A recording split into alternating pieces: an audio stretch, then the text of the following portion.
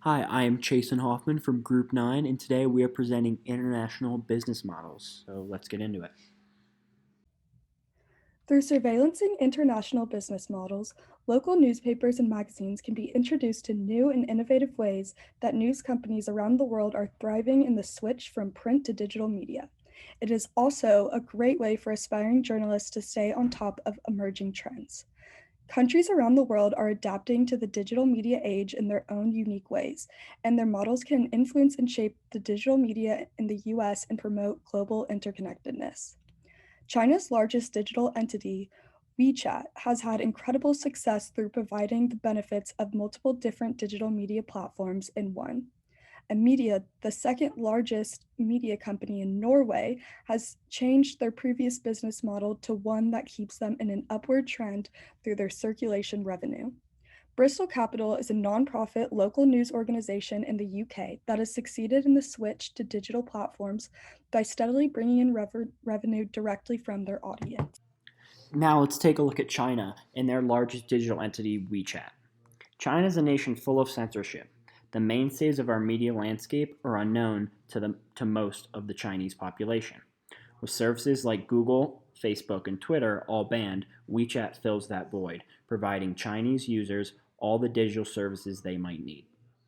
WeChat was developed in 2011 by Tencent, one of the three most prominent players in China digital ecosystem. We actually read a chat about Tencent and TikTok and all that stuff earlier on in this course.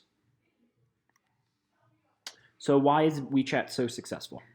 Well, to the faint eye, WeChat is just a replacement for WhatsApp, but it's much more than that. WeChat is a substitute for Snapchat, YouTube, Venmo, LinkedIn, and all the other luxuries Americans have at their fingertips.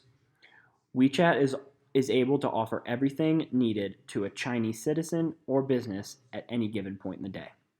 The service doesn't just stop at social networking. It also has incredibly censored news. Most of the time, the news Chinese citizens get is very biased and inaccurate due to the communist ruler and government. In this class, we've talked a lot about ad revenue and where it comes from and what it is. Well, an odd aspect of WeChat is the ad revenue it creates. Unlike American companies like Facebook and Google, WeChat only makes 15% off its ad revenue, unlike those companies like Facebook and Google that have a lot of their percentage off ad revenue. Now, the impact of the Chinese government on WeChat. The success of WeChat boils down to the fact that the Chinese government have a firewall up against all other apps, leaving WeChat to reap the benefits and its creators to reap the benefits with the profits.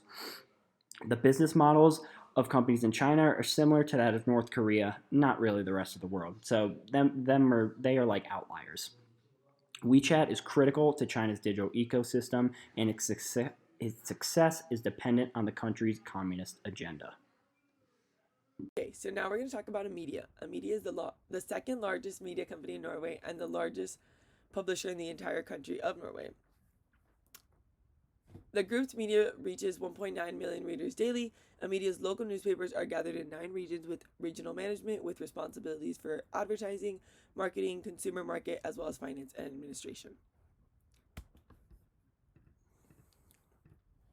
So while Amedia has been around for a really long time, for about 15 years, Amedia was just honestly hitting a downward spiral. They weren't attracting a lot of readers, and they decided to switch and enhance their digital platform. So the person on the right, which is their executive VP, Victoria Schultz, decided that something needed to change. So she implemented these 7 steps and was able to absolutely transform the media company in its entirety. So the company first started by changing the editorial team's mindset. So by kind of shifting the gears and making sure all of the people in the editorial department were okay with working at a continuous deadline environment, then they were able to implement the following 7 steps, which they attribute their success to. So step 1 is get readers to log in. So this kind of suggests that you have to have control over over your readers and like getting their data and trying to like just advance. So by taking out the middleman, so they took out all their data, like accessing their data from Facebook, from Google, they were able to get more control over the readers because those platforms and the third person kind of reduces the control you have, and control is absolutely crucial for an effective business development, for journalism, subscription growth, and advertising. Step 2 was focusing on their existing subscribers. So it's very easy for young people to, I think, kind of get on the digital media platforms. So they were able to use like celebrities and big name people in Norway to absolutely like um, advertise for them. But for the elderly, it's kind of more difficult and more challenging to get them to like switch over to the digital platform. So they actually held a tea event, like a tea and cakes event, to teach the elderly how to actually access the platform and use it to its advantage. Step 3, democratize your data, insights, and empower your journalism. So by using the data that you're retrieving from taking out the middleman, this is important to then empowering your journalists and like making them want to work more. So all the 800 journalists that work for a media can actually see how many subscribers they have, how many are reading their articles personally, how much time is spent on their articles, how many clicks, and etc. And this creates a healthy competition amongst all employees and journalists just wanting to get more out there, which really just like helps with growth. Step 4, develop your products using facts and insights. So this kind of has to do with the same thing, but instead of for their journalists, it's for the public. So a media spends a lot of time like analyzing the insights and looking at the data behind the paywall, and that's how they can know what focus to like what stories to focus on more clearly, and kind of just like really drag in those readers, especially like when they know what they like. Step 5, sell your paid subscription product to new readers. So a media really just uses their search engine optimization. Like they really get their name out there, whether it be on TV stations that doesn't cover at all, or like the radio station. They really just find untraditional ways. Even like through Facebook, they'll have ads posted on Facebook, even if they don't retrieve their data from there. They just really do anything to get their name out there, so people just think about going there and making a habit. Step 6, reduce churn and focus on churn reduction within the whole organization. So the EVP actually says that she continuously focuses on making sure that people see a media as a daily habit and they want to come back. And then from increasing like people's track time, they have been able to like minimize the reducing churn, to like minimize the amount that they don't come back. So by analyzing their data kind of often, they can predict how many purchases, how many clicks.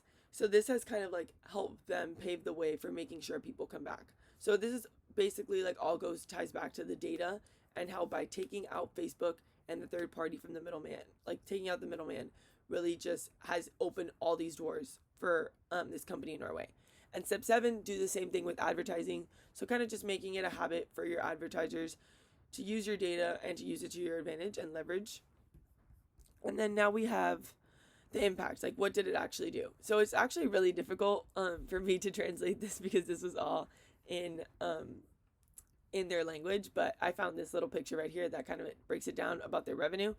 But the EVP says that we had experienced 15 years of falling subscriptions, and we had increased competition from international social media and search players, and we had lost a considerable amount of advertising money. We had 1% of digital subscribers, and today we have over 50% of our subscribers that are digital-only readers. In addition, we have 1.6 million or 40% of all the Norwegian population over the age of 18. They have registered with us, and this gives us an enormous amount of potential for further growth. So in 6 years alone, a media subscribers platform totally skyrocketed. They went up 80%. And it was all through this strategy that they had developed by really just leveraging their data and using it to their advantage. So local news has been particularly hard hit in finding ways to adapt to digital platforms. And in the UK specifically, local news organizations are changing their outdated business models by forming cooperatives, which allows their readers to directly fund local news. The Bristol Cable is a nonprofit, independent, digital and print newspaper that is located in Bristol. It was founded in 2014 by a group of volunteers who decided that they need to do something about the failures of corporately owned local media. The newspaper was able to start crowdfunding with its local communities, and the way it operates is through membership. It has thousands of members that are paying £3 per month to become a shareholder, and shareholders get to vote in the major decisions of the company and influence what type of news gets published. Through the shareholder strategy, the company has been able to form a trust with their local community and invest in stories that would normally be overlooked by larger media sources. And All the funds come from their members, and they do not engage with any corporate advertising, which is an extremely special aspect of this model. And the cooperative journalism model allows the newspaper to provide free access to quality journalism that is really necessary to bringing out this change within a local community. And they hope to highlight marginalized voices, and they also hope that this strategy will result in more democratic form of journalism. And they believe that this model is a successful way for journalism to thrive in the future. Values of the Bristol Cable, which were found from the company's website. The first one is, because members buy in, the cable can never sell out. And with trust in journalism consistently at rock bottom, we get out there and engage with a wide range of communities to build relationships that inform and improve our journalism. This includes communities that are often marginalized or discriminated against in the media. Benefits to international business models and journalism. With the advancement of technology, people fear journalism is a dying industry, but the prior examples we just talked about show how instead of journalism dying, it's just shifting, and international industries provide much more opportunity for emerging journalists. They also increase global interconnectedness, which is a plus, and they provide reform for media outlets in countries where news is less accessible, for example, WeChat in China. It also creates job opportunities and diversification in multiple fields, not just journalism.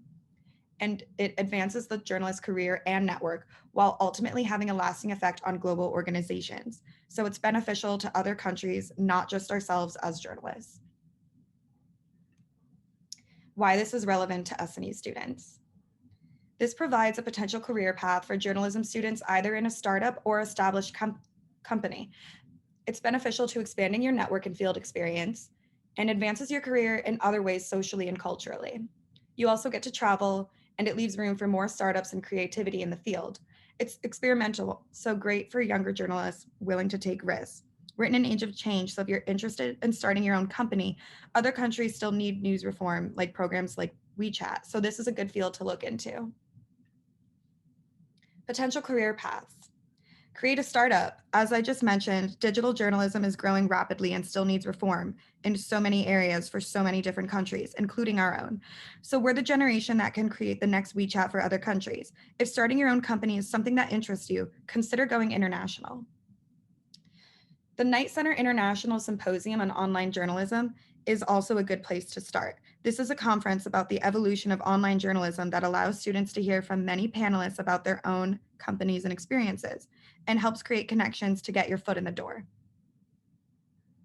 Sembra Media is also a good example.